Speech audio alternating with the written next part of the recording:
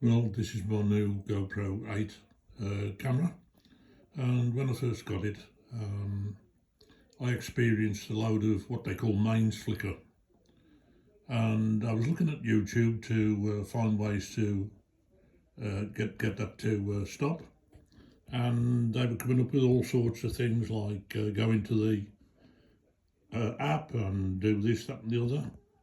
It's very simple. The mains flicker is caused by settings on the camera looking at the frequency that the mains in the country that you're in is generated. GoPro is an American company and their mains frequency is 60 hertz. In this country the frequency is 50 hertz. So the way to do it is very simple.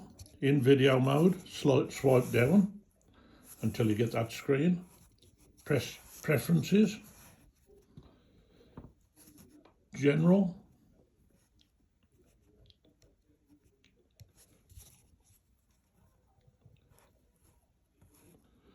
anti-flicker, and you can see that there's a choice between 60 hertz and 50 hertz.